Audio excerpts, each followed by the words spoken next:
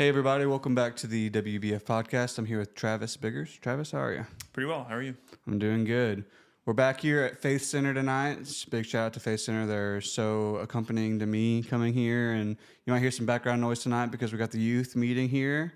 But we're gonna dive in a little bit with Travis because he's about to be deployed, and I just had someone on, one of my mom's really good friends growing up, like right around whenever Ryan was being born.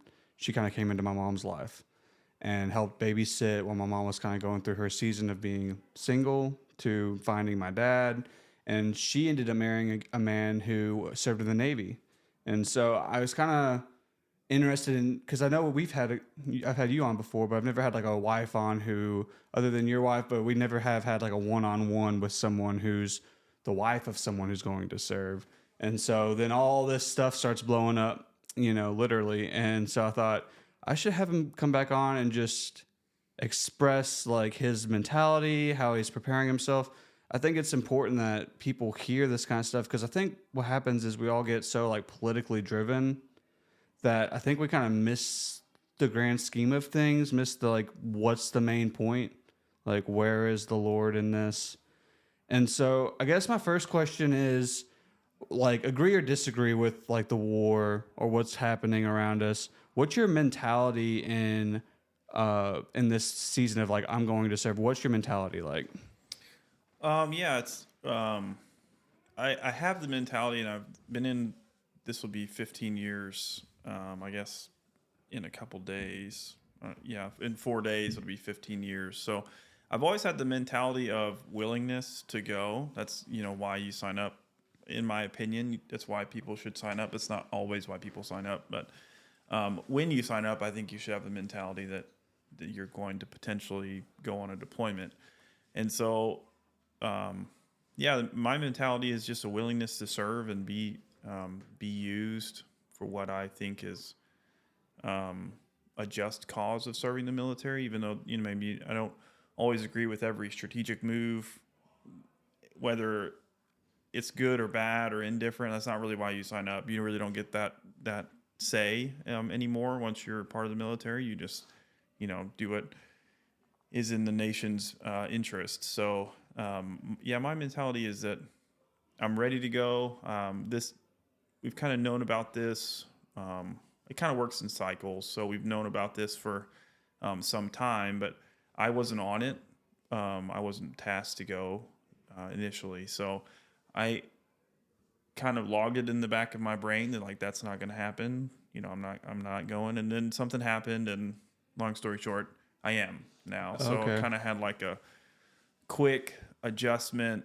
Had to shift my brain really rapidly. I had to line up a bunch of work stuff, and so Yeah. I think it's been a bit of a whirlwind as far as like if you get into the details of where my mentality is. It's really just trying to sort stuff out before I go. But broad picture, it's I'm always willing to go and serve, and that's something I think I signed up to do.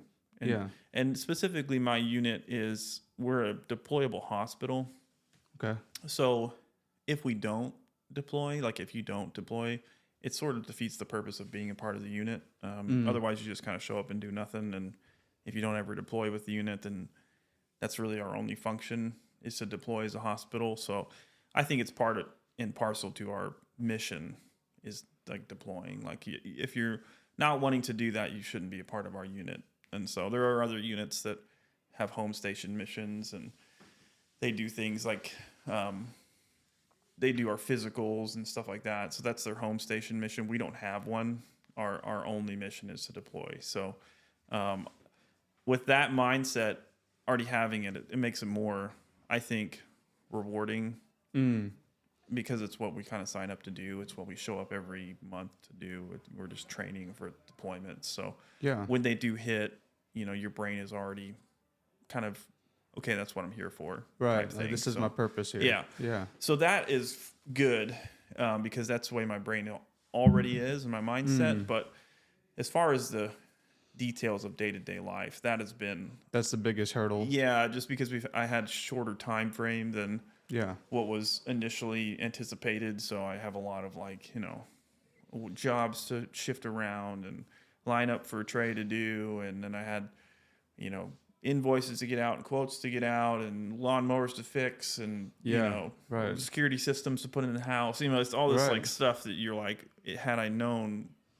months ago or however long ago, then I would have done these things gradually, and it wouldn't have been quite so Right. task saturated. But that's currently, you know, kind of where I am, is just sort of trying to do as much as I can that I think is beneficial before I go, you know. Yeah, I think that like just heart of like I'm ready to go is so important. I think that really correlates really well with like walking with Jesus, right? It's like us being willing to serve the Lord in like whatever he calls us. Like if he calls us to do something, we're in the mentality, we're ready. I think John's talked about it before. You know, you always want to be at the edge of your seat, ready to go when the Lord calls. You know, ready spiritually, physically, mentally, all those things. Ready, prepare, always being prepared. I think that's definitely true, and I think for myself, it's helped. I have the military is very good in that it teaches you to manage like high stress situations, right? I mean, that's part of basic training, is sort of this high stress environment to try to get you to manage high stress, so that when you get out into more stressful things, you have a framework to build off of. Right. So I think that is very good, because this is arguably, you know, a pretty high stress situation as far as like short notice and what's happening and all that stuff. But Yeah. just like you said about being for like serving the Lord, I think the military has benefited me in that way. In that, you know, if there's something that I think the Lord is asking me or Amy or our family to do, or when it even comes to like the church or friends with like unknowns, or like helping them with things that seem big, like I think that's something he has gifted me maybe naturally, and then also by like the experiences he's allowed me to have in life, is that I can kind of do those type of like I just can go through them. You know, it may be hard, but we'll figure out a way type thing. And so, Yeah. and that's something the military has benefited me in my walk with the Lord, is like, if he asks you to jump and you're afraid to jump, like I can help you, you know, figure out how to jump type Right. thing. Because the military, you have to like go step 1, step 2, step 3, you know, like you kind Right. of work through these things. So Yeah. it's made my mindset different, and I think that's helpful. Military doesn't let you To be some people. lukewarm, and Yeah. you know it's like it's gonna be hard to be a lukewarm Christian after you've learned all of these like disciplines, all Yeah, of these ways to handle that's these. that's a good way to put it. Is that the military doesn't allow you to be, you can't be lukewarm in the military. And if you are, I mean, and you have people who are, you know, kind of half in, half out, don't really want to do the things. They argue when they get orders. Like those people Right. they end up getting kicked out, or they end up not, you know, being allowed to reenlist. So it's like, you know, the military demands a certain level of like commitment, like you have to be willing to do. And so just that mindset has helped me, like you said, in kind of a weird abstract way. But like when it comes to serving the Lord, my first initial framework is like, we can do this, like we can figure it out, even if it's hard type thing. So I like how at the beginning you were saying like even if you agree or disagree, because I think there's like a preconceived idea that anyone in the military is just like full on agreement with every military action ever, and I think like you know we live in such a blessed place where people can have as whatever opinions they want to have, but they lose respect for groups and other things, and they don't even realize that the reason we are able to do this is because people like you are willing to go serve our country, agree or disagree, or like right or wrong morally, or however we're wired internally. It doesn't matter. Like your cause is to serve this country. yeah, I think that one thing they always tell us in the military is we're allowed to have like political opinions. Obviously, we're still free, but we do have limited freedoms. By signing up for the military, you by choice limit your freedoms as far as like what you can and can't do. And so like we can show up, like for instance, if we wanted to show up to like a political protest or even a political rally type thing, we can do that. We cannot do it in uniform, because then you represent the military branch that you're serving in this rally or protest or whatever. So there's things that you like, you can't speak for the Air Force, you can't speak for the Navy by like going out and protest in uniform. And so I think the difference is when you put on your uniform, you kind of waive those opinions, waive those rights, waive those political views. It's just about the person to your right and left, and the mission at hand is really how you have to view it. Just because if you get into every single geopolitical conflict or situation is so incredibly complex. Right. To just say it's right or wrong is naive. Right. You know, like that's not a good stance to have. It's more complex than that, like on everything. So Yeah, that's a good point. there are things that are good, bad, things you can support, not support, but like, you know, it's a very complex weave of things. Right. And some of them are good, some of them are bad. So I think that's the nice thing about the military is you just put on a uniform, and really, ideally, with good leadership, all of those things are just secondary. Yeah, you were saying the guy on the right and the guy on the left of you. How close have you gotten to this unit you're serving with now? Pretty. I mean, I've had friends come and go. I've had people I've served with who, you know, got out or changed units or whatever. But I mean, like, it's a good group of people going, you know, guys and girls going, and I have the privilege of being in a leadership role in my squadron. So it's With the medical thing, do they ever like send you out to like just ER kind of stuff or like around town or like wrecks on the road? Do they send you out to anything like that, or is this all just training like on base or however you put it? Like, yeah, we have things that we have to stay qualified on. We don't have like an ambulance service where we would respond to, like, that's not our unit. Now when we go out to like different bases and stuff, we might do that, but like specifically what we do is we don't have an ambulance service. But right. we do go and we do work in hospitals, and we do work with ambulances. It's really, the point of it is to like maintain our qualification and like skills on things. So we do have like certain things we have to be able to do and check off on. So in order to facilitate that, we will go work in an emergency room, because you can't just go do these things anywhere. So that's kind of but yeah, we get to, and then sometimes when we do our like 2-week annual tour thing, it's really for that purpose, is to go put hands on patients and do patient care so that we maintain a certain level of I was just curious how they kept you fresh skills, on like working on people, because I could imagine like, you know, just working on a base, I could imagine there could be a lot of crazy situations, you know, people coming in with all types of injuries that you might not see every day. It's kind of weird in that I think we have multiple medical units. Ours is the deployable hospital, so ours doesn't really have that like home station mission where we would get patient care. Okay. So we go to places to get that patient care because we are just, you know, the deployable hospital. So we have to like go out and go to a hospital, go to an emergency room, and that could be, we have a one we go to all the time in St. Louis, but we also have, you know, if we go to a base across the world, we might work in their hospital and do a rotation through their hospital so that you get different hands on different things. So, or go work in an emergency room on a military base. So some military bases do have like a functioning hospital basically that you just go work on. So how many times have you been deployed now? This will be my third. Okay. So the first one was very similar to this experience. I knew it longer ahead of time, but functionally the rest of it was pretty much the same. Like then what you're doing and and the length of time and all that stuff was Gotcha. pretty similar. The second one was for COVID.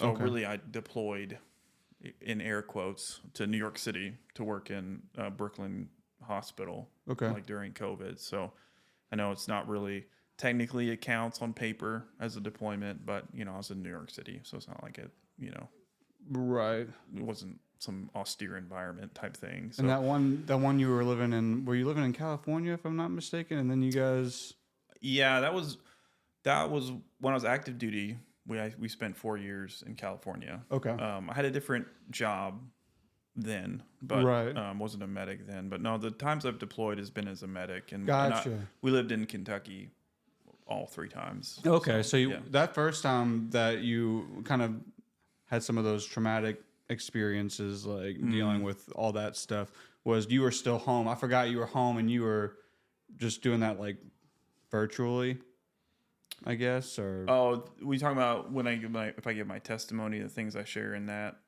Yeah, that would be my first job, and so that was when I was active duty. I would have been in California Okay. for those things. Yeah, which yeah, it was a different AFSC. It was an intelligence job. But now I'm a medic, and so the times I have deployed has been as a medic, working Okay. in hospitals. If you don't mind just refreshing everyone's memory on that first one, you were the one who was giving like the okay on. Yeah, yeah. If you haven't heard it before, I was my first job. Just to give like a brief, vague description, was like I was the person who would do Overwatch, and then give the okay on whether or not this was a enemy combatant or not, and then they would take action, usually with missile strike. So I was the one who was trained to make that call to say like, yes, this is what we're looking at. This is a bad guy doing bad things. So, Yeah.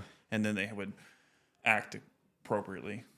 Gotcha. And so now you're going on your third deployment as what you've already been doing for a longer stint of time, which is just, I did. Yeah, I did the first one from 2011 to 2015, and then I switched in 2015 to being a medic until now. So I've been a medic for 11 years. So I've done the medical stuff longer than I did the first one. yeah. And then my first deployment was in 2018.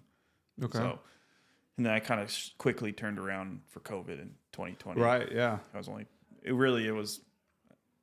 was a year later. By the time I had gotten back, a year and like some change, but I had to sign a waiver to go again that quickly. Yeah. But they, Sorry to kind of just, Yeah. I wanted to, and because I was kind of wanting to ask you, like, with that first one, you felt like you kind of had to shut off some of those emotions, and it's something that you were working towards. And I got to tell you, I've seen you grow in that over the last few years.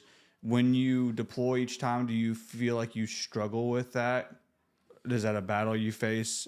I think it's different. The emotions I had from the first job or the emotions I tried to deal with there was because of the action of, making those calls Right. and that kind of stuff. Now it's sort of, I work the opposite end of things. I'm trying to patch people up who come in injured. So it's like almost the complete role Right. reversal. So I think, no, the deployments now is more of a balance of, you're separated from friends and family. You're Yeah. in a different environment, like as far as food, weather, just everything. So you're balancing like change, separation, and then you don't really have idle time. You do work a lot, depending on how things go. It's like what shifts you work, but I mean, you work most of the time. But when you don't work, like what do you do, right? Because all of your hobbies are things that you would do here, like your Right. kids, your wife, Yeah. if you play games or golf or whatever you do for fun, you don't do over there. So anytime that you're like off, it's like you have to find what to do. And Yeah. if you don't occupy that time very well, it's kind of thing where people spiral into loneliness and, sadness and stuff. It's because you just have a lot of time to think, so. How hard is it to come back and like transition back into like dad, into husband, into your life? Is there like a transition period when you first get home? For sure. I think it's not really like the first time my kids were significantly younger. They were, when I got back, would have been 6 and 3. So that's different. I think it would have been, if I can remember back correctly, it would have been like you kind of get in this routine of you're alone. So like if I want to go to the gym, I can go to the gym. If I want to eat, I can eat. If I want to go to bed at 11, I can go to bed at 11. If I want to go to bed at 7, I can go to bed at 7. Like I have no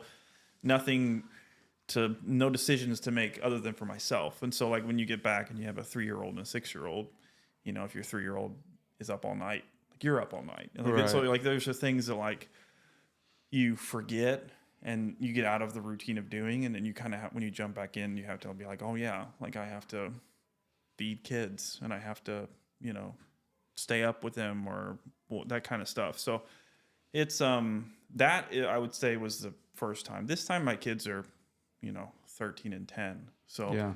it's different. I think it'll be, I would say if I had to, it'll be similar in the fact that when you get back, it's just you have to get back in the routine of like parenting.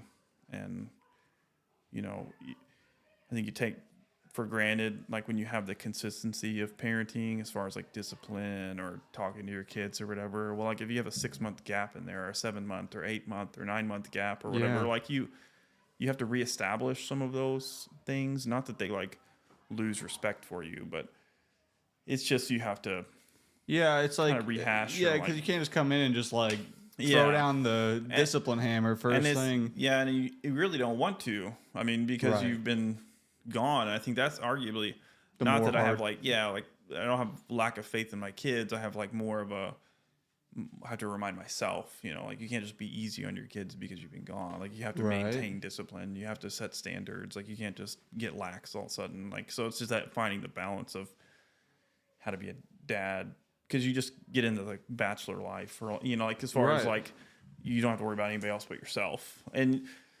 it's.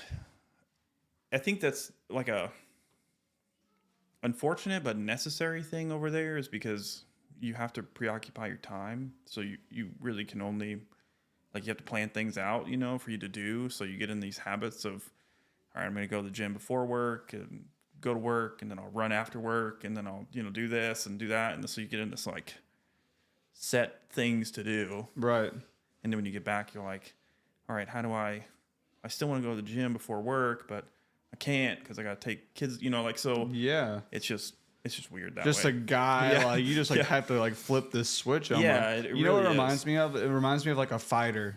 You know, like someone who's gonna go into like a training camp for like a fight. They go into like an 8-week camp, and they're like, "I'm just focused on the Yeah. mission." And kind of what it reminds me of when you're explaining that, where you just have to get in this like this groove, because otherwise you would be unsteady, right?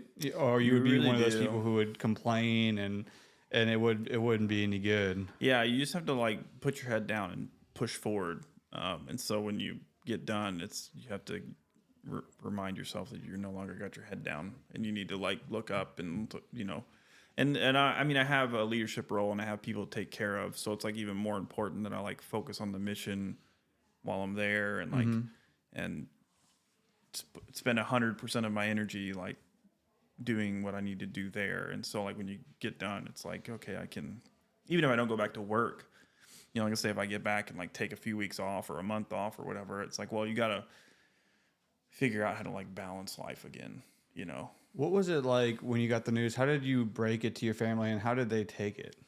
I told my wife right away. I got the phone call, and then I showed her. We were around our kids, so and unfortunately, it really stunk. But I had to tell her, and then I was actually going out of town for my military stuff for like a week for like training. So like I had to tell her and then leave like an hour later. Oh man.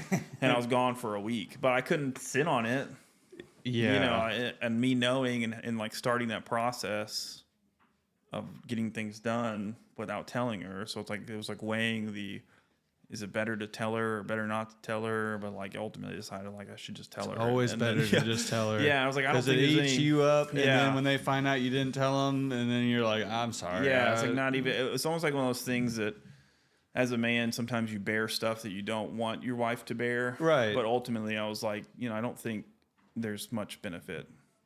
Didn't really see much benefit. I didn't really have a whole lot of time to think about it. But I also was just like, I think it's right for me to tell her, and that way we can talk about it on the phone and stuff. So, anyways, I found out. I told her, and then I left for a week. And then right when I got back from that training, we had already planned for months. We've had the tickets for 6 months to go down to Florida to go to the Collide conference with Apostle Jim Raley down there at Calvary, and we were going with Garrett and Leslie and Carly and Tyler, and so like we already had these plans. And so I went from being gone for a week, and then I was back for a night, And then the next day we drove to Florida for 5 days or 4 days or something. So, it was good for Amy and I because we got a chance to, talk and spend time together and, run on the beach and that kind of stuff. But I still hadn't told my kids because I was gone for a week, back for a night, gone for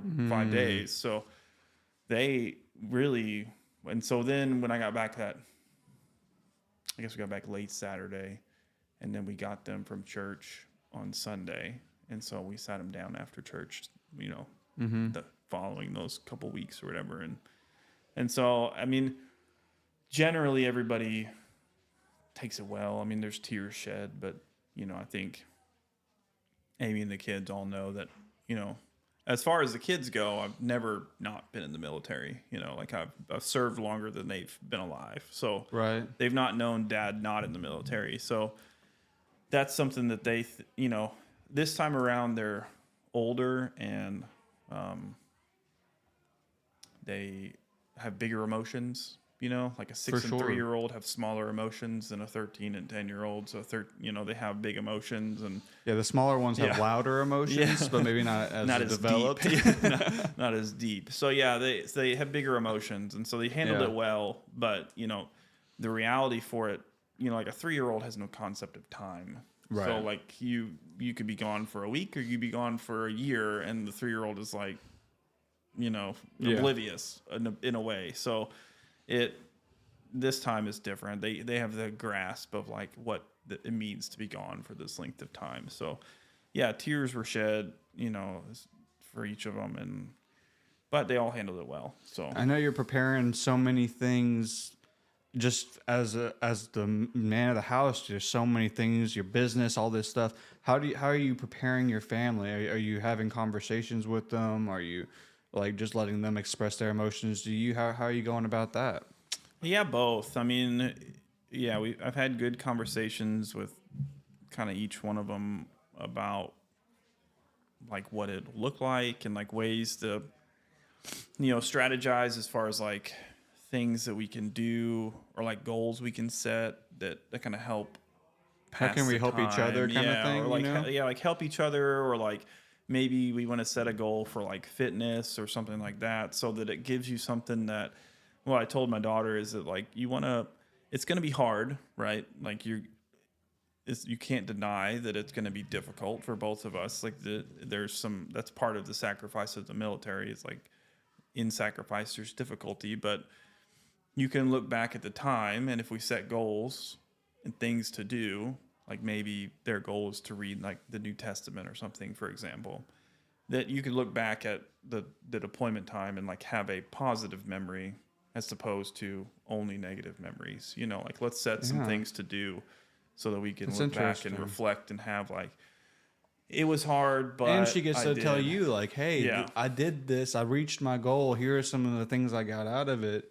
And you get to come home to be just like, oh, that's so awesome. Right. And it's like you can look back and say, it was hard, but I did this, and the Lord helped me read the Holy Bible, like the whole New Testament, and I wanted to run 3 miles in a single setting, and now I'm running 5. You can like look back and be like, it was difficult, but we did these things. So have positive things that come out of it. Rather than just focus on the negative. And so we've kind of talked about those type of things. And then I think sacrifice is so important. I think if we would willingly sacrifice more, simply fasting or just like setting those goals for yourself and sacrificing your time to do something for the Lord would go so far in today's church. I don't think enough people are doing it. Whether voluntary or involuntary for you and your family, it's all about your heart and how you go about it. Like the Lord, that's what the Lord's looking for. So I think that's just so important. I think everyone out there who's listening should be encouraged to find something that they can sacrifice, even if it's just something small. Yeah, I think that it's one thing you mentioned fasting. It is, it's really something that my friends and I, and Amy and I have really grown in this last year is fasting. And really just like the application of it, and like you're saying, sacrifice and how it does how it does change things.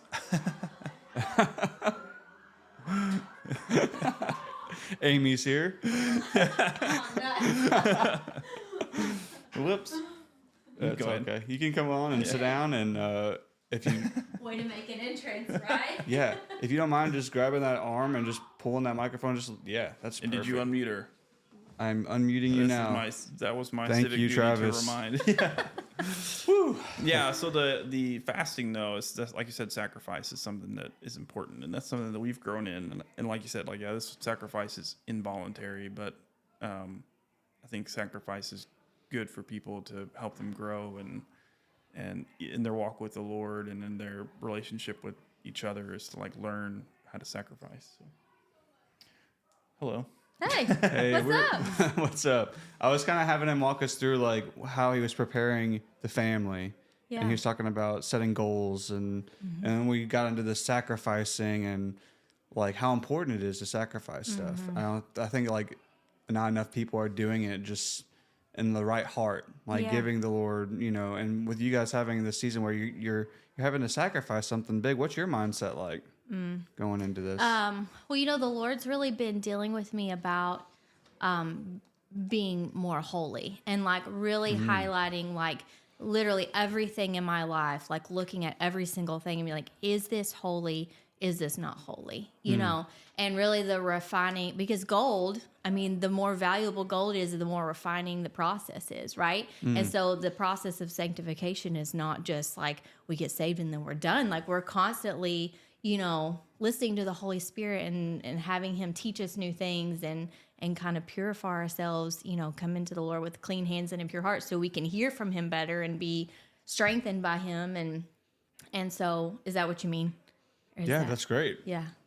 Yeah, I think you mentioned the heart, and that's something that Pastor Garrett has said several times. Is like it's always, if you look at the Bible and like people's interactions with the Lord and how He calls them or like sees their heart, and like it's always a heart posture thing. Like it talks about Pharaoh's heart and David's heart, and like it's always about your heart towards something, towards the Lord, towards the situation, and so that's what I've tried to talk. I probably had the longest conversations with Penelope. She's probably not that Amy is not sad, but Penelope is a 13-year-old girl, so her emotions are bigger and doesn't regulate them as well as a grown woman does. So I've had the most conversations probably with her, and I think that's something that I've tried to talk with her is like it's all about how we approach it. Like it's going to happen. It's there's already like sacrifice and it's going to be difficult. It's already happening. So how are we going to approach it? How are we going to change our heart posture to be what can be good out of this? So Yeah, because God works all things out for the good of those who love him and are called according to his purpose, right? And the last time he was deployed, the word that was spoken over us before he left was from Ephesians 5.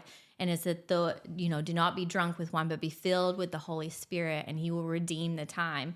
And so last time he was deployed, the kids were 3 and 6. And so they were very much easily distracted.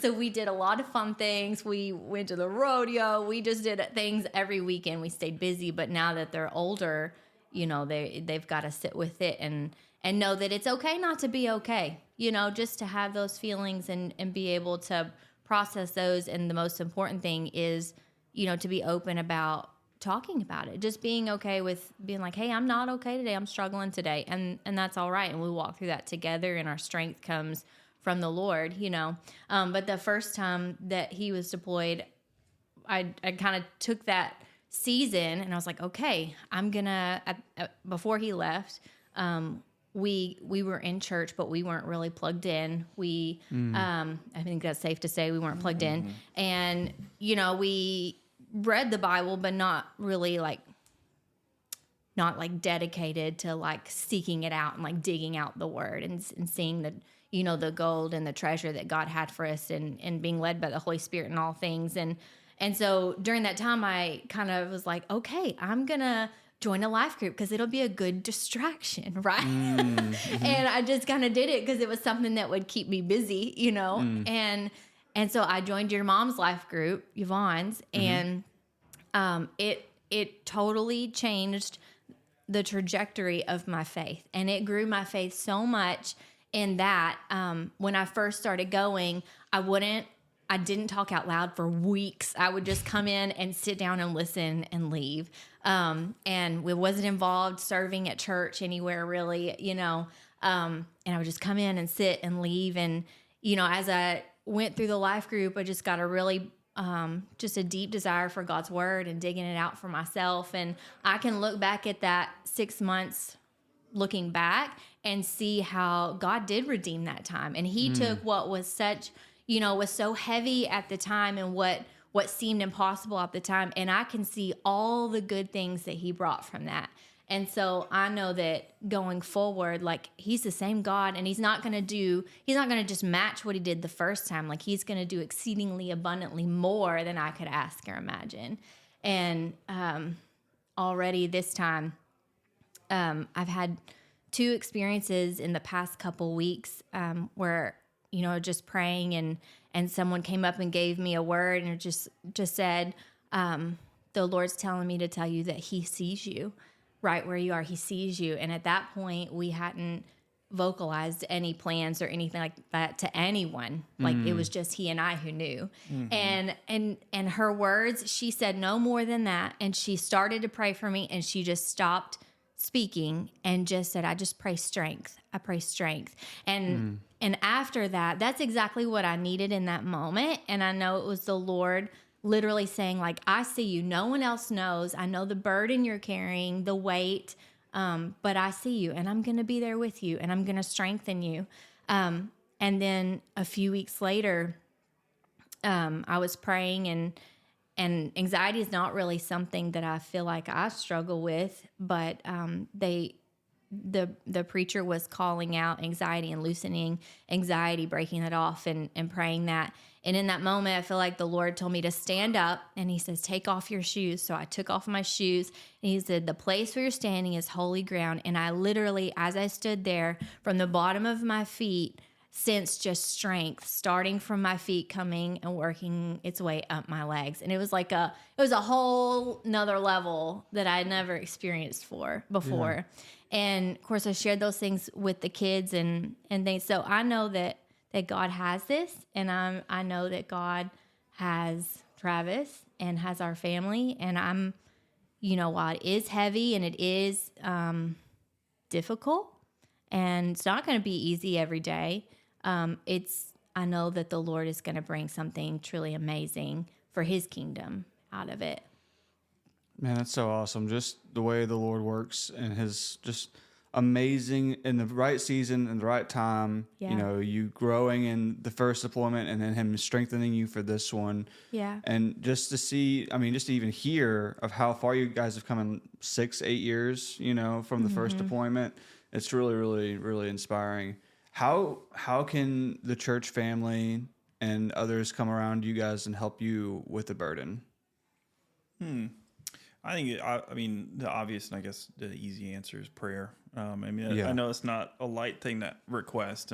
Prayer is instrumental in our faith, but I think that's the biggest thing is just praying for like continued strength and peace and, that type of thing. As far as the practical things, there's been so many people who have volunteered to help Amy with different things. I feel like probably 10 people are going to show up to mow our yard. So, I don't know if she's ever going to get to mow our yard. So I'm okay with it. Yeah. So, there are a lot.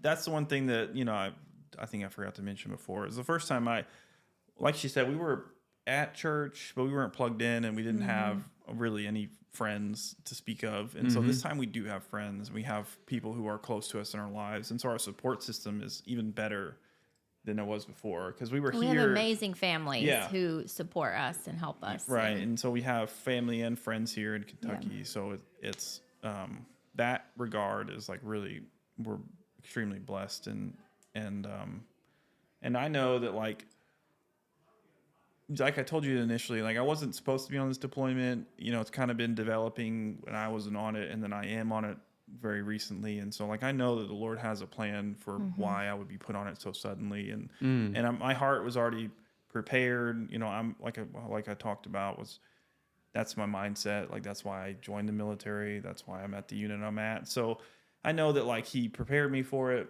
and he has a plan for me. So I know he has me, and there is bigger rewards that he has for us than even the first time. So I think, yeah, the church family is just prayer and being there for Amy. She's got a lot of hats she wears, but I think she's got a lot of friends and family and church people who help her.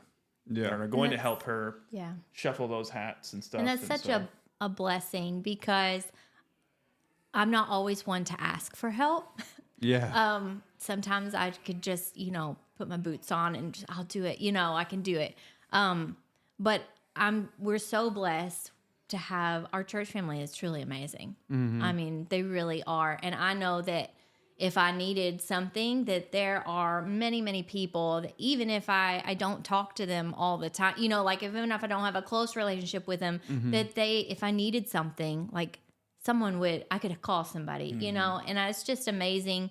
And that speaks to a lot to the church and the body of Christ on how we're just supposed to be there for each other. And I really feel like Faith Center, it's just amazing. I mean, it really is family. Yeah. Yeah, we've had a lot of people, one is kind of one of those things that you tell close family and friends or whatever, and it slowly like leaks out, like the information spreads, Yeah, telephone. Yeah, we've had people come up to us though that we didn't talk to, and nor do we like really have close relationship with, like maybe they're in our parents' life group or they're in, something like that, but they've come up saying they're praying for us, and so they're here for us and they're praying for us, and they'll help out in any way they can. So like that is the heart of Faith Center, and it's good to see that it's for us, and we know that it's like that's what gets extended out towards the community, and that's the church. So I encourage the audience to reach out and just ask if there's any way to help, because sometimes it's like in the moment, rather than sit back. And that's awesome that so many people are willing to help. And obviously Jody and I are here for anything y'all need. Just to like reiterate the fact that our church family is so awesome. Like Jody and I are like getting closer to our third baby.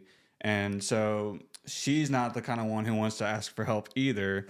But people have been asking us about a baby registry for like, on and on and on. So finally she makes one, and I was like, I'm just going to go ahead and post that on Facebook. And I was like, she's like, oh, she like hated me doing it. I was like, how people going to know unless we like tell people? So I put it on there like a couple nights ago. And that night I put it on there was already people getting stuff off the list. Stuff's already started showing up on our front porch yesterday and today. I mean, 2 day, Amazon 2-day delivery. I mean, it's on it. It's so amazing. we are so blessed. I had a friend of my mom's come on just recently, and her husband served in the Navy. And one of the biggest things that got her through was like relationships. Yeah. And they had to move to Washington, so they were kind of away from family, but she always knew they were like a phone call away. And the Lord actually set her up to meet people, in her church, to start going to like a life group, to start even doing like school. This one woman had like a school in her home, and she started teaching there. So it's just awesome to hear these stories of you guys, and just know that you're gonna be good. The Lord's got you. You got anything else you want to share with the people? I don't think so. Just appreciation for everybody, that's come along and supported us, and not to.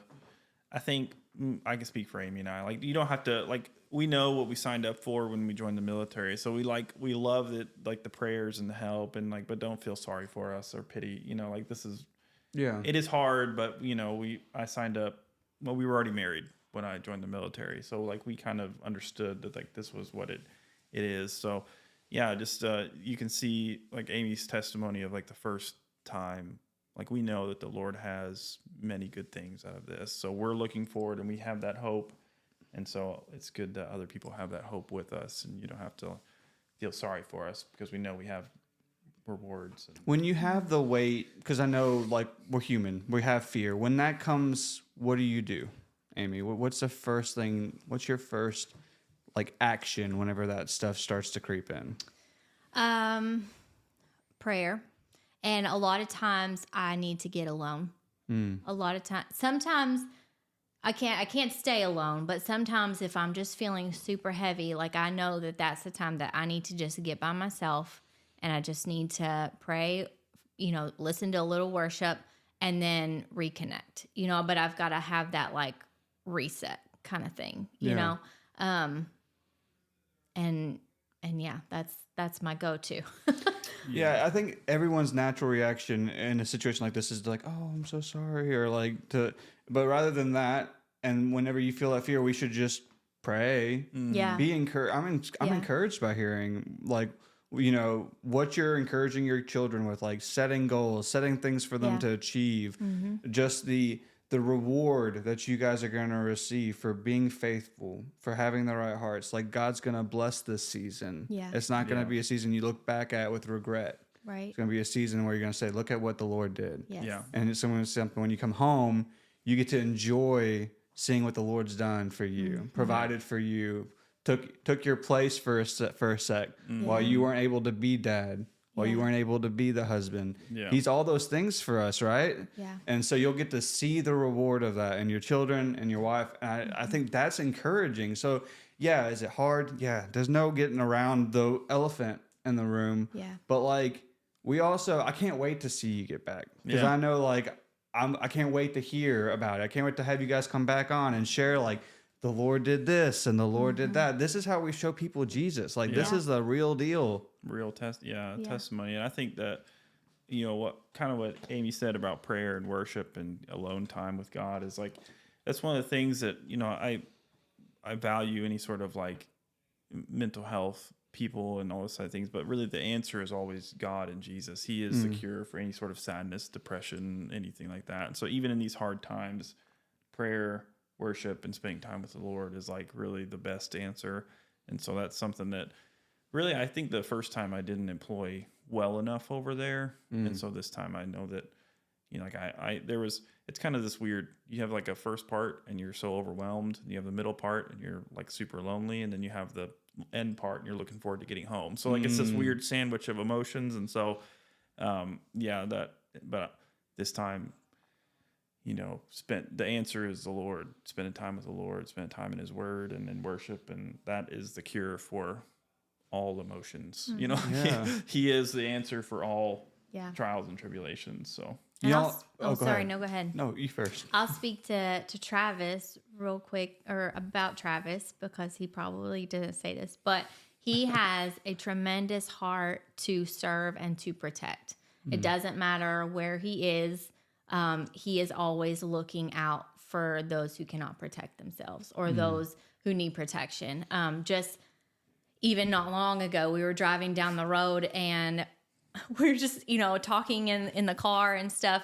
And he just pulls over the side of the road and jumps out in the car. And we're like, what is going on? And there's this car that's on fire in the middle of the road. And this lady, and just without a thought, he just pulls out of the car and just runs over across this 3 lanes of traffic, however many, But that's just his heart, is to serve and to protect. And he does it with excellence. And every time he's done anything with the military, I mean, he's got award after award. He's gone up in the ranks super quickly, and so he's excellent at what he does, and he does it well, and he is a tremendous leader. And so God's going to use that gifting that he's given to him, that leadership gifting and quality, and he's not just going to lead people at the military stuff, but he's going to lead them, I believe, to the Lord. And I believe in this time there will be salvations and people seeking and getting into the word at a deeper level. And I'm excited for what the Lord will do in that. Amen. Yeah, that's exciting. Yeah. thank you. I've been meeting with Bob Grisham. You guys familiar with Yeah, the past? we love I call him Bob. Brother Bob now on the podcast. Yeah. And he said that the same thing you were alluding to. Is he enough? Is Jesus enough? Just met with him like a couple days ago, and that was one of the sticking points that stuck with me. It just seems like in life we constantly. I was explaining it to him like this: like sometimes you're in your bubble and you're happy in your little bubble, and then all these people start popping your bubble with their hardships, and it's like you don't know how to help, And he's like, and I know we've talked about this before, so I had to tell him like halfway through his spiel, like, I've heard this all before. I know what you're saying, but like, it's this like bearing one another's burdens, and when is it their burden to bear, right? Because like in that same bear one another's burdens, it also tells you to bear your own burden, and so is he enough? For whenever Travis is gone, is he enough? Whenever you're alone, is he enough? Whenever you're facing loss in your life of whatever, is he enough? Whenever you're short on rent, is he enough? I mean, literally, you can apply it to like whatever your struggle is. Yeah. But I think it's such an important thing to know he is, and it takes a lot to just say it and to know it and to live it Right. and to live it wholeheartedly. Yeah. It's an invaluable lesson to learn. And that is a huge, I think every time you're tried in that and you put your faith in the Lord, obviously he always comes through. His promises are yes and amen. So like you are tried, and if you obey and put your faith in the Lord, then your faith is then elevated. And the next time it's elevated and elevated because he always provides and he always comes through. And so you have this hardship. You decide, I'm going to put my faith in the Lord. He provides. Yeah. The next time you're like, well, he did it then. You have that So, experiential knowledge after that. That Yeah. gnosko knowledge, that experiential of like, all right, he provided for me last time, and so you just keep building up for the next hardship and test. And so, it's invaluable. Man, thank you so much. Thank you both so much for doing this. I know it was a short time, and I kind of just got with you Sunday, and I know that it's soon. So just thank you so much. And I just feel like in this culture we live in, there's so much brain rot going on that we don't appreciate what people do. And so thank you for your service. I don't think it could be stated enough. To be willing and ready, regardless of mindset, regardless of agree or disagree, you always have that mindset of I'm ready to serve this country. Like duty calls, I'm going to do it. And I greatly appreciate that. Yeah, thank you. It's an honor to be on the podcast and an honor to serve. All right. Thank you for having us. Yeah, of course. Thank you. Yeah, I'll talk to you all next time.